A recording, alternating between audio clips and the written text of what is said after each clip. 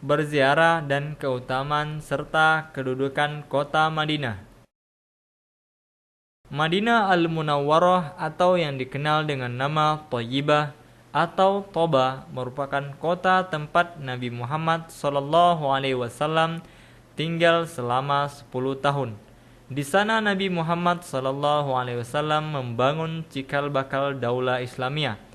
Dari Zaid bin Sabit radhiyallahu anhu dari Nabi SAW bersabda, sesungguhnya ia adalah Thayyibah yang akan membersihkan dosa sebagaimana api membersihkan kotoran pada perak. Dari Sa'ad bin Abi Waqqas radhiyallahu anhu ia berkata, Rasulullah sallallahu alaihi wasallam bersabda, kota Madinah lebih baik bagi mereka seandainya mereka mengetahui. Tidaklah seseorang meninggalkannya karena kebenciannya kepada Madinah, kecuali Allah akan mengganti penduduknya dengan yang lebih baik, dan tidaklah seseorang menetap di dalamnya, walaupun kehidupan di dalamnya sangat sulit dan penuh kesusahan, melainkan aku akan menjadi pemberi syafaat dan menjadi saksi baginya di akhirat kelak. Dari Abu Hurairah radhiyallahu anhu bahwasanya Rasulullah sallallahu alaihi wasallam bersabda, aku diperintahkan ke sebuah desa yang memakan desa lain. Mereka menyebutnya kota Yathrib atau Madinah. Dia akan mengusir sebagian orang sebagaimana pandai besi membersihkan kotoran besi. Rasulullah sallallahu alaihi wasallam bersabda, kota Madinah adalah tanah haram, yaitu wilayah antara Gunung Air dan Gunung Saur. Barang siapa yang melakukan pelanggaran di dalamnya atau melindunginya, maka ia akan dilaknat oleh Allah, para malaikatnya dan manusia seluruhnya. Dari Abdullah bin Zaid radhiyallahu anhu berkata, Rasulullah sallallahu alaihi wasallam bersabda, sesungguhnya Ibrahim telah mengharamkan Mekah dan mendoakan kesejahteraan baginya, dan aku mengharamkan kota Madinah sebagaimana Ibrahim mengharamkan Mekah, dan aku mendoakan kesejahteraan bagi penduduknya sebagaimana Ibrahim mendoakan kesejahteraan penduduk Mekah. Hadis riwayat Al-Bukhari dan Muslim.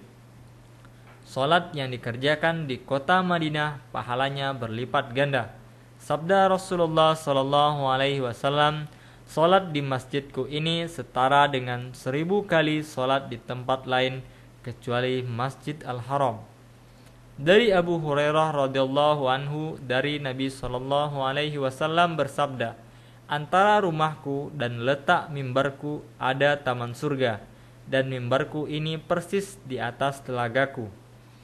Dari Anas bin Malik radhiyallahu anhu berkata, Rasulullah sallallahu alaihi wasallam bersabda, ketika Dajjal hendak memasuki kota Madinah, ia mendapatkan para malaikat telah menjaganya, sehingga ia tidak akan dimasuki oleh penyakit ta'un dan tidak pula oleh Dajjal dengan izin Allah. Dari Anas bin Malik radhiyallahu anhu dari Nabi sallallahu alaihi wasallam bersabda, ya Allah, limpahkanlah keberkahan ke kota Madinah 2 kali lipat dari keberkahan yang engkau limpahkan ke kota Mekah. Berziarah ke Masjid Nabawi bukan sebuah syarat sahnya ibadah haji, tidak pula termasuk rukun atau kewajiban haji. Ia merupakan sesuatu yang disunahkan dan dapat dilakukan kapan saja.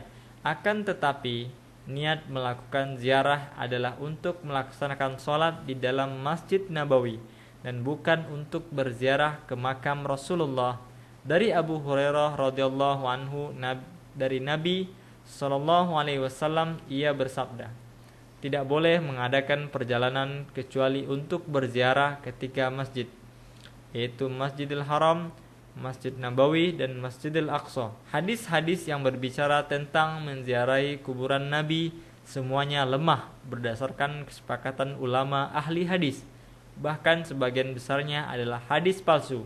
Tidak satupun hadis-hadis tersebut pernah diriwayatkan oleh para ulama hadis yang diakui dan tidak pula dijadikan sebagai dalil oleh para ulama. Jika seseorang telah sampai di masjid, dianjurkan untuk mendahulukan kaki kanannya sambil mengucapkan Allahumma ftahli abwaba rahmatik, Ya Allah, bukakanlah pintu rahmat-Mu bagiku.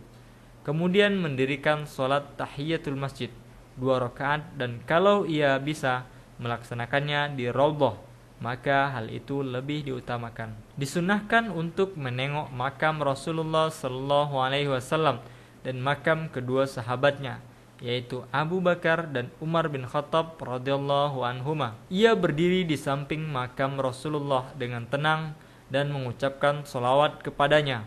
Kemudian ia mengucapkan salam kepada Abu Bakar dan Umar bin Khattab. Disunahkan bagi yang berziarah ke Masjid Nabawi untuk melaksanakan sholat 5 waktu di Masjid Nabawi. Demikian pula memperbanyak zikir dan berdoa kepada Allah serta melaksanakan sholat sunnah di Raudhah. Disunahkan pula bagi penziarah untuk berkunjung ke Masjid Quba lalu melaksanakan sholat di dalamnya. Dan jika ziarah ke Quba dilakukan pada hari Sabtu, maka hal itu lebih baik, seperti yang dicontohkan Rasulullah Shallallahu Alaihi Wasallam. Disunahkan pula bagi peziarah untuk mengunjungi pemakaman Baqi, tempat dimakamkannya para syuhada dan Hamzah, karena Rasulullah sering menziarahi Baqi lalu memohonkan ampun bagi penghuninya dengan mengucapkan Assalamualaikum ahlad diyari minal mu'minina wal muslimin wa inna insyaallahu bikum lalahiqun as'alullah lana walakum al-afiyah. Salam bagi kalian wahai penghuni kubur dari kaum mukmin dan muslimin, dan kami akan menyusul kalian insyaallah. Saya memohon keselamatan bagi kalian dan bagi kami. Tidak dibenarkan melakukan perjalanan dengan maksud berziarah ke makam atau tempat-tempat bersejarah, tidak dianjurkan dalam Islam. Namun yang dianjurkan adalah bepergian dengan tujuan untuk melaksanakan sholat di Masjid Nabawi. Dilarang menghadap ke makam saat berdoa. Juga berdoa dan meminta kepada Rasulullah SAW agar ia memenuhi keinginan seseorang dan bukan kepada Allah, termasuk perbuatan syirik besar yang dapat mengeluarkan seseorang dari keislaman. Menyentuh dinding hujrah bilik Rasulullah Shallallahu Alaihi Wasallam dengan maksud untuk mendapat keberkahan termasuk perbuatan bid'ah dan media kesyirikan yang dilarang oleh Allah Subhanahu Wa Taala. Juga tidak dibenarkan meninggikan suara di dekat makam Rasulullah atau berdiri lama atau mengulang-ulangi ucapan salam kepadanya atau bersedekap seperti sholat ketika memberikan salam kepadanya adalah perbuatan yang salah.